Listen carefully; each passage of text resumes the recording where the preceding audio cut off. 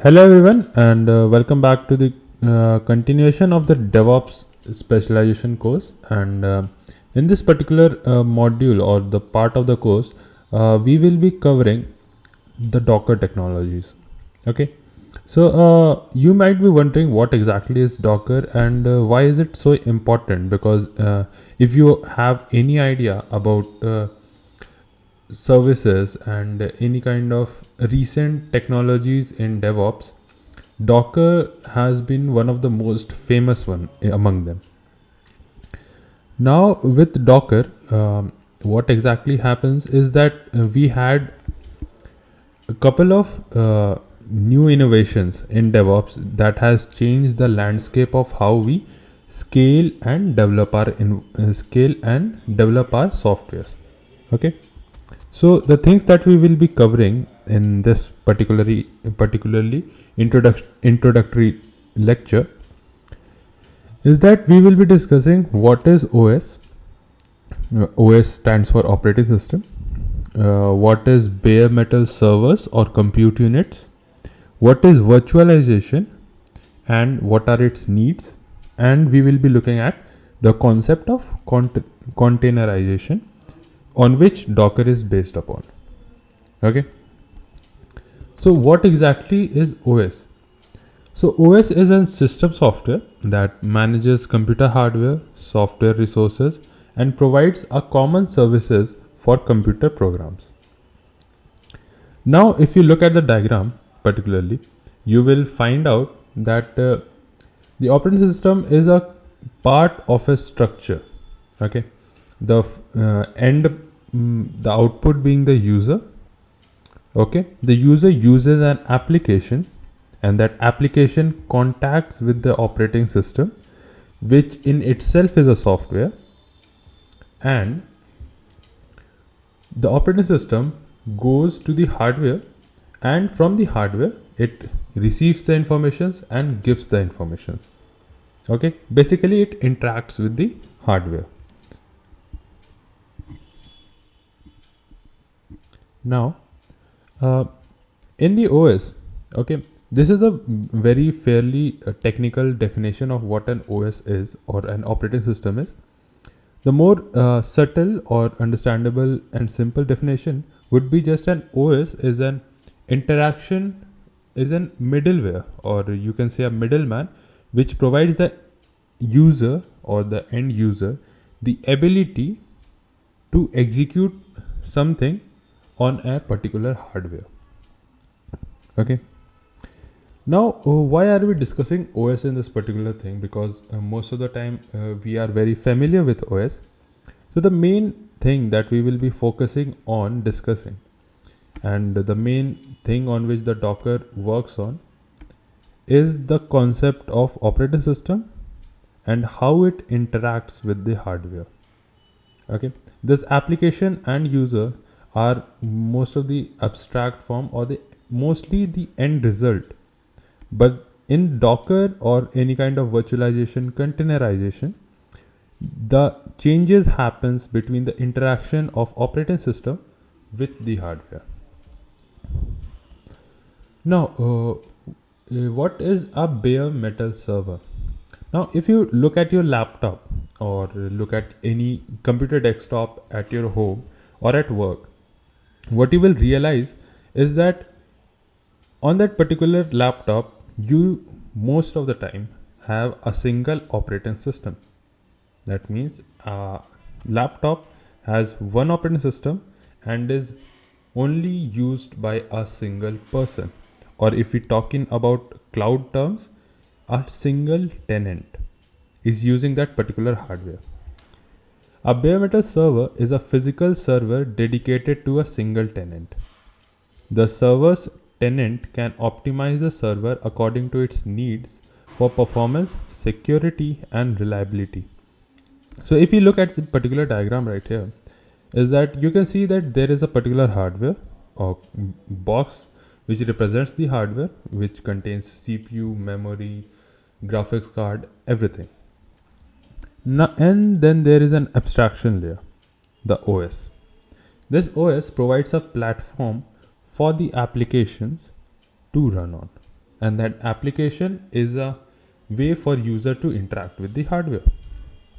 Okay, so in bare metal server, you have a single piece of hardware, that is this particular single box of hardware, and from this box you can run multiple applications but on a single OS. Okay, so this brought us up with a couple of challenges, that most of the our workloads are supposed to be very fast, because in modern times we require multiple servers. There are so many web servers required, so many compute unit requires. So if it is the case, then one person can only use a single computer or a single piece of hardware, and if that person is not particularly using that hardware at that point of time, then the hardware is not getting used, or it's not being fully utilized. Okay, so in order to bridge this gap and provide a better service on a particular single piece of hardware, okay, let's a single very cool example would be that if you have a CPU with like 10 to 12 cores, but whatever the workload you are doing, you only require 2 CPU cores, and the rest of the 8 to 10 CPU cores are getting wasted. It is there, it is present for you, but anyone or anyone other than you cannot use it, and you are also not using it to your full um, ability of that particular hardware. So the resource is getting wasted. So to tackle this particular problem, there came a concept of virtualization. Now in virtualization, what happens is a virtualization is a process of running a virtual instance of a computer system in a layer abstracted from the actual hardware. Now what exactly this means is that if you have a particular piece of hardware, let's say for this a particular box. In the previous example, we saw that only one OS can run on one particular hardware. But what if we are able to provide an abstract layer through which the OS interacts with the hardware? Okay, before going directly to the hardware, the OS will go directly to the hypervisor, and this hypervisor acts as an abstract layer which contacts the hardware and then provides the information to the particular OS. Now, what this abstract layer provides us the power of doing is that we can divide which kind of information OS can access, or which kind of hardware or which part of the hardware OS can access, and which part of the hardware it cannot access.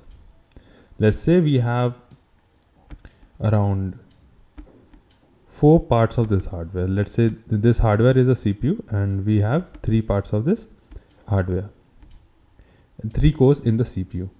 Now what this hypervisor will allow us, it will give us the power to make sure that this particular OS can only contact with this particular core. This particular OS will contact with this particular core. This particular OS will contact to this particular core only.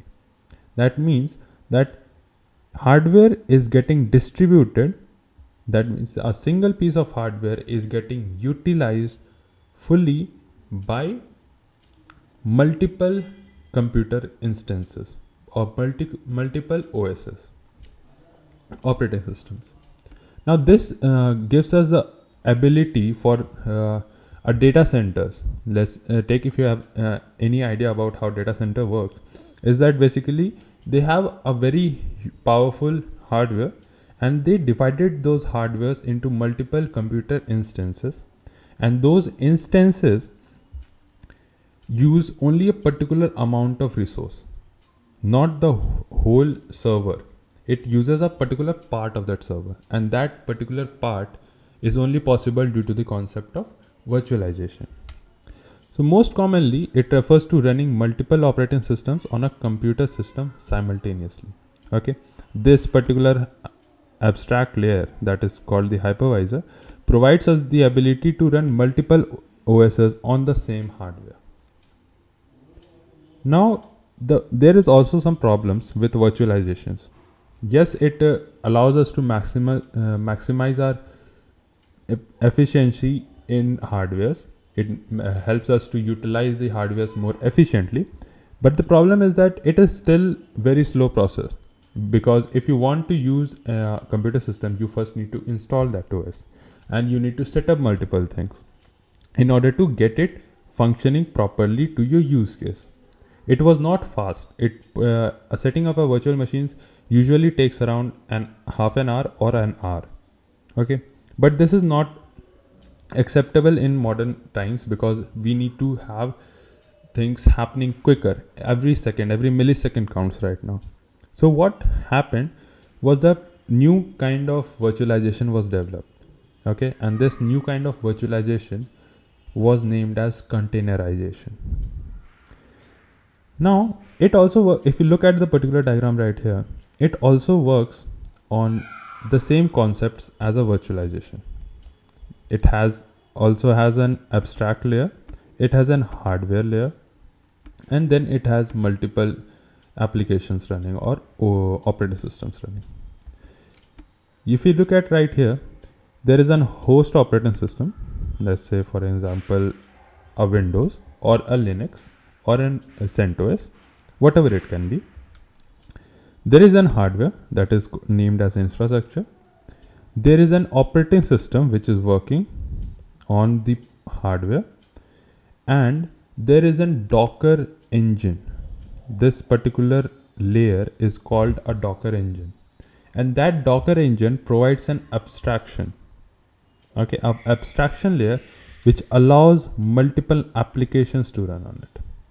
Okay, if you look at the formal definition right here, in this formal definition,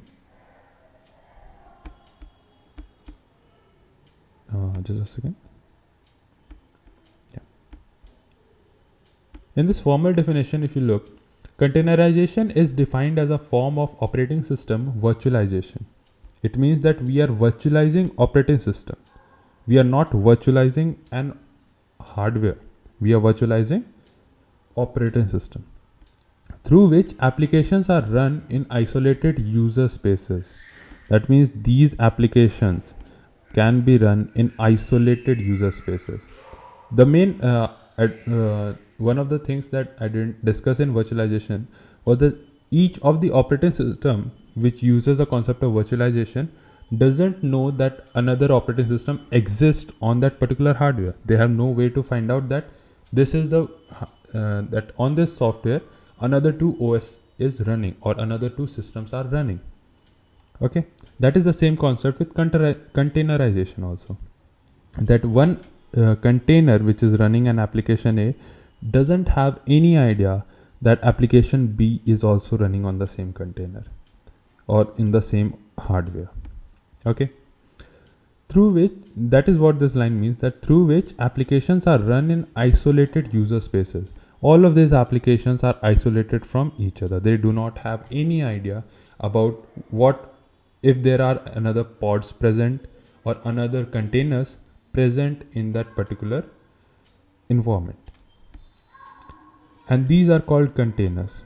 Okay, these isolated user spaces are called containers, all using the same shared operating system. Another one thing to realize is that in Docker, what Docker's most powerful thing is that it doesn't have, or if you know something about operating system a little bit, then you must know, or if you are using Linux, you must know that Linux works on a concept of shells. Linux has a concept of shells, and Windows also has a concept similar to that. And that shell is responsible for running all of the applications in the operating system. Okay, now the containerization, what happens is that in the host operating system, notice the difference, that in virtualization there was no host operating system, but in containerization there is an host operating system. Now in this host operating system, it has its own shell. That means its shell is interacting with the hardware, that is this infrastructure right here, and that shell is shared by the Docker engine to most of this application. That means it doesn't have its own shell to run, but it uses the host operating system shell to run its application or run its isolated user spaces called containers. The definition of a container is a container is essentially a fully packaged and portable computing environment. Let's say, for an example, that you have a pen drive, okay, and that pen drive has multiple amount of data, GBs of data, okay. If you want to use that data, what do? You plug it into your system and you access that data. It is just that fast. You just plug it in and you can use it. That is what exactly containers are.